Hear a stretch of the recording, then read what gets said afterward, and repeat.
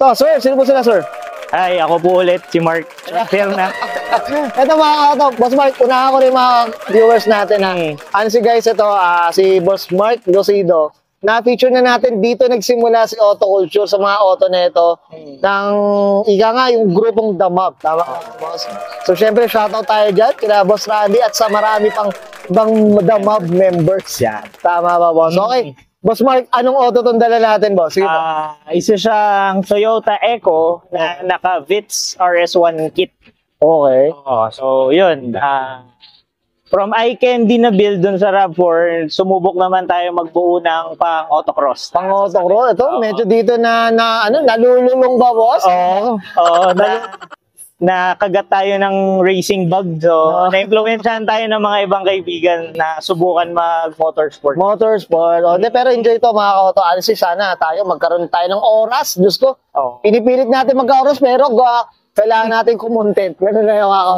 Boss Mark, syempre, ito, paano ba nagsimula itong auto na to? Itong pag-build na to? Sige po. Actually, wala sa plano sana. Sumubok lang ako mag-autocross. Sumali ako sa isang karera. Ginamit ko yung RAV4. Ang hirap niya gamitin kasi ang bigat. Sobrang baba. So, may nagpa-testing sa akin ng Echo. Yun, wala na. After nun, wala na. Napabili na. Napabenta tuloy yung motor. Pero ano to, tayo dito kay Boss Mark. Sobrang tayo dito. Dito tayo nagsimula sa mga taong to. Okay, Boss Mark, syempre, ito, familiar ka na dito. Check natin interior, exterior, tsaka engine bay. Okay na, boss? Sure. Pwede. So, tara, check natin.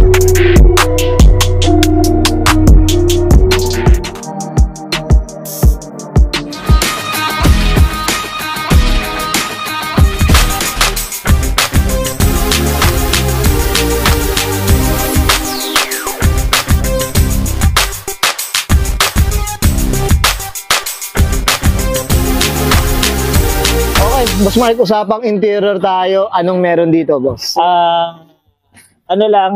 Recaro na full bucket. Tapos quick release na hub. Mono steering wheel. Shopee gauge. Luffy. Shopee lang yan. Shopee finds. Tapos lahat stock pa. Ito lahat stock. Tapos short shifter lang. Tapos, yan. At ito, walang laman. Walang laman. Ito lang yung mga laman, mga ka-auto. Puro trophy.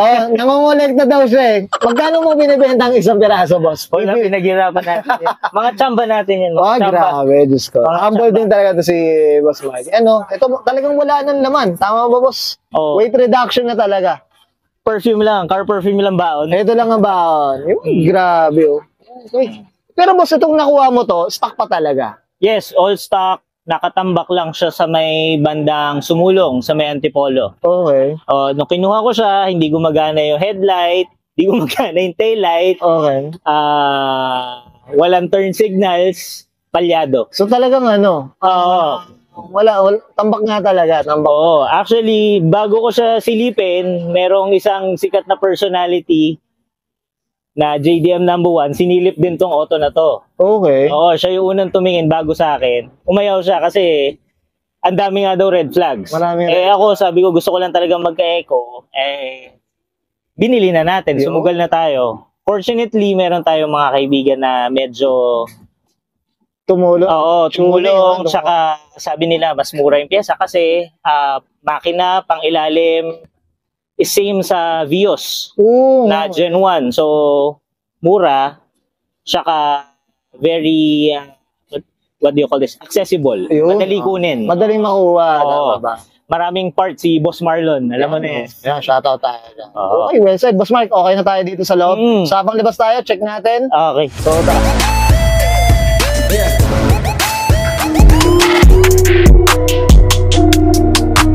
Tough long battery. Tough and long lasting. Okay, usapang exterior tayo. Boss Mark, ano meron dito? Ito, binigyan tayo ng good price ni Mr. Go Garage para sa carbon hood. Tsaka kay Sir Pep para dun sa mga Vitz na emblem. Okay. Ayan. Tsaka ito rin, J1 na chin na galing din kay Sir Pep. Okay. Ayan. Boss Mark, yung kulay nito, original color pa. Hindi. Actually, parang repainted na siya. Color blue siya before ata. Okay. Sabi nung napagbilhan ko. Para ano na ako, Okay. hindi, parang third owner na ata ako. Pero nung nakuha mo, gray na siya. Ito. Gray na, oh. Ito na, wala pa akong ginalaw sa ano niya. Okay. Yan. Color na. Okay. Pinalitan ko lang ng hood. Okay. Nagpalit tayo ng coilovers. Okay. Ito, Tapos, sige boss. hindi talaga siya pang eco. Retrofit lang namin. Retrofit to. Oo. Pang anong auto talaga siya, boss? Copy siya na pang Evo 3. Okay. So, ginawan lang namin siya ng base plate na aluminum. Tapos, aluminum. Oo nga, Pinaint no? lang natin siya. Para lang may iba yung look. May iba, no? Oh, kasi ano naman, hindi naman tayo purista. Oo, ganun. Ano lang, para lang may iba. May iba. Okay. Ayan, boss, dito sa mags natin. Kitang-kita, sir. Ayan, sige, boss. Yan po yung sinasalihan natin. Okay. Kay Sir Robert. Ayan, no? Ano lang siya, rotary lights. Oo. Tapos, pina-repaint lang natin. Ng Parang neon orange, boss. neon orange. Neon orange, no? Okay, yan. Ayan, mga auto, pag nakita nyo itong echo na yan, number 2 to. Ayan, number 2. Base number. Okay, yan, no? Ayan. Yan. Tapos, Ito yung mga yan, sa super. yung runs. Mga runs. Sapat na klase sinabi. Kasi yung glass ba natin, ano ba? Tinted, ano ba? Stock glass pa. As in talagang walang ano muna. As in Wala. zero talaga to. Zero pa. Zero pa. Para lang siya nag-shade of green dahil dun sa reflection siguro nung Oo dashboard. nga eh, Sa parang kanina. alam, sabi ko, baka naka-green shade yata. Oo. Sige boss, dito sa likod, may ano ba? Ano Ayan. ba, may pinalitan ba dito?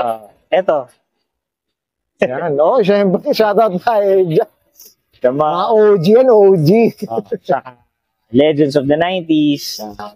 Tsaka ito yung shop ko sa Batangas. Yung mga taga Batangas, daan lang kayo. Tanawan, Batangas lang. 1286. Yan, no. Mamaya, Feature mo yung next. Yan, no. Sana makadaan tayo dyan. Yan, okay. Okay, Tapos yung lights natin, all care of Kion Sonda. Yun, Sondra. Ito mo yung bumper, ito na yun. Stock na. RS1 na rin yan. RS1 na. Kumbaga, kompleto na nga yung kit talaga. Kompleto na siya. Kompleto na. Pati yung stock kasi dati walang rear wiper. Rear wiper. Kaya parang ang tapang, mas matapang na siya, no? Ang pinagkaiba lang naman sa likod, yung wiper, saka yung stock walang Ito. reverse. Reverse. Yung reverse niya nasa taillight. Nasa taila. In-effort talaga yan. Oo. Sa itong wing, ano ba? Stock. RS1. RS1 na rin. Well, Na siya. yun. Okay. Boss Mike, okay na tayo sa labas. Usapang makina. Makina. Ano bang tinatago na ito? So, tara. Okay. Usapang makina, Boss Mark. Anong meron dito, boss? Sige po. Stock. Yan. Okay. 1 point ano to, boss? 1.3, 2NZ. Okay. Oo. Ano ba itong mga accessories na nandito? Ano lang to, kargado ng tubig lang is sa brake fluid. Yun lang. Oo. Ano yung standard na fluid sa kailangan mo sa laro? Saka syempre, dito tayo. Okay. Ayan. So, ang ginawa lang natin, Cusco na universal na camber plate para madial natin yung angle ng suspension. Oo, naman. No? Tapos, Cusco na strut bar na surplus.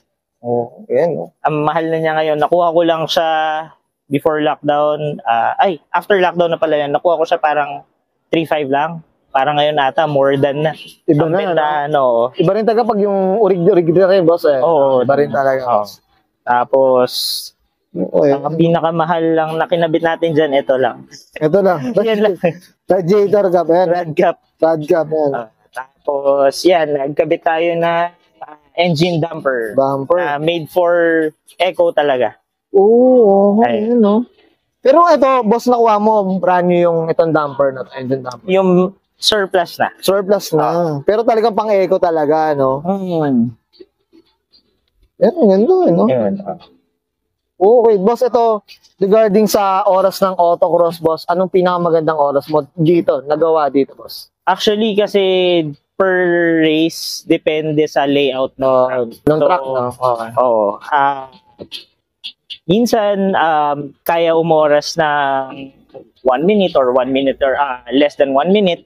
Pero pag medyo maganda at naiksi yung layout, umaabot ng 54, 55, Yun yung ano. 57, ganyan. So, minsan pinapalad naman tayo makapwesto Pero marami pa rin mas mabibilis. Ayun. Yes. Pero ang importante dyan, at least ride safe tayo. Oh, basta ano naman, basta roadworthy yung sasakyan, pwede ka naman sumali dun sa sinasalihan namin. Yan. Yes. Kahit stock na sasakyan, pwede sumali. Yun. Okay. Okay. Tayo dyan, Boss Mark. Ayan. Ako to. 1.3, tama boss? No? 1.3. Ito boss, may dyno na. Dyno na ba to? Na may kabayo ba tayo madedeclare dito sa 1.3 na to? After nung, kasi na top overhaul na siya. Pero before top overhaul, ang dyno figures niya is close to stock lang talaga. Parang 78 wheel, tapos ang torque ay 84. Pero after rebuild, hindi ko pa siya, after refresh, hindi ko pa siya napadyno ulit. Yan. Okay. Abangan natin na, Boss Mark, ha? Abangan natin na. Wala pang pandyno. Abangan natin ang mga kata. Okay. Boss Mark, okay na tayo dito, boss? Yes. Yan, thank you. Okay yan guys, nakita natin interior, exterior, tsaka engine bay. Siyempre, usapang ano tayo, Eco Vitz RS1 tayo dito kay Boss Mark Losino. Boss Mark, ito, familiar ka na dito, boss. Shoutout na tayo, boss. Sige, boss. Yes. Shoutout ako sa mga teammates ko sa Motolite Sprint. Si Carl, si G, si Marvin, si Jeff. 5 kami lahat. And especially kay Sir Jerome. Tsaka sa mga nagsusupport sa amin para possible na makapag-race kami. Number 1, syempre, kay Motolite, kay Kion Sondra for our lights, Moving Pool, siya rin si Denso sa Mandaluyong. So, spark plugs, lahat, sa kanya kami kumukuha. J-Air sa aircon. So, every time kailangan na magpalinis or anything about sa cooling system ng kotse namin, tsaka si Tuner Magazine, tsaka si Parts Pro. Ayan. At saka si Decal Republic, siya lahat gumawa nito. And syempre kay Ma'am Gigi, Aguila Glass. Tsaka syempre Super Sprint, Ditch Challenge, yung mga sinasalihan namin. Kay Go Garage para sa maintenance ng mga ito namin. Race prep every time may karera. Ayan. I'm sure many to mention to, mga ka-auto. Many to mention. Ipapadala na lang daw niya, no? Boss Mark yung mga logo. Ayan, hanapin mo na lang dito. Dito. Iyan na, shoutout tayo dyan. I'm sure maraming tumutulong dito kay Boss Mark. And shoutout tayo dyan sa market. Okay, Boss Mark, okay na. Boss, family, friends, I'm sure baka meron. Alam na nila yun. Check na lang nila yung previous video, lahat andun din. Saka, syempre, huwag kalimutan yung damag. Yun, syempre. Up tayo dyan. Namimiss ko yung damag na yan, mga ka-auto. Okay. Boss Mark, okay na ba? Okay. Okay, so guys, buying answer, Mark Losido, Pasan 2002, usapang Toyota Eco, usapang Vitz RS1, and this is Auto Culture.